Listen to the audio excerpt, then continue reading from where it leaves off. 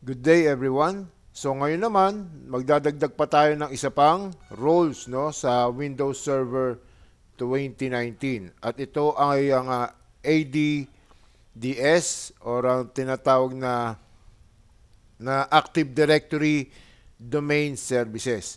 So basically, ang ADDS ay para siya yung magiging manager ng ating server. So diyan tayo magma-manage, no?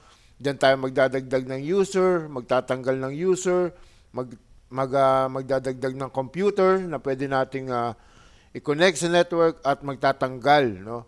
So basically, ang ADDS is managing, no, ng ating server.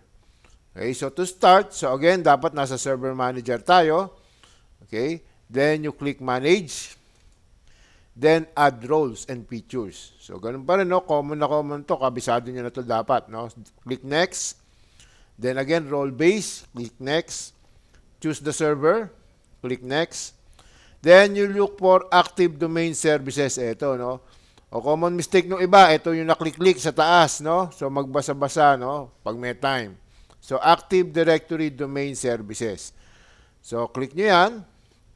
Okay. So again, magdadagdag siya ng features. So add features lang.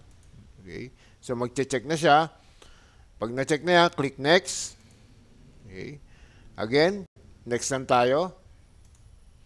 Okay. So ito ang ibig sabihin ng Active Directory Domain Services, no, or ADDS. Just click next. Then install. So again, hintayin lang natin matapos ang installation progress niya, no? Then pag natapos na yan, pwede nating i-hit ang close.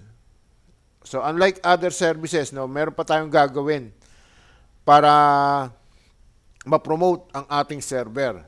Okay? That is a domain controller promoter. So, mamaya yun, no, ituturo ko sa inyo. So, hintayin lang natin siya matapos para, para maipakita ko sa inyo. Okay? So, gagamitin natin yung promote na yun, no, ng ating ADDS sa susunod na video.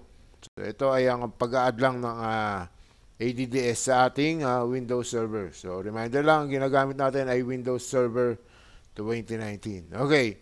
So, bago ko siya i-close, kung mapapansin nyo, ito, no? Promote this server to a domain controller. Okay.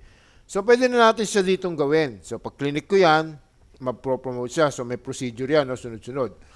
Pero, tulad nung nandun sa module natin, may isang video, no, kung paano siya i-promote. Okay? So hanggang dito lang muna, no, ang pag-add natin ng roles ng ADDS. Okay? So kung mapapansin nyo, ayan na yung ADDS, no, sa ating no, ayan, no. Okay? So kung mapapansin nyo, ayan, may error din, no, or may notification, configuration required for Active Directory Domain Server. At ito rin. So yan ay i-discuss natin sa susunod na video. Okay. So, stay safe and God bless.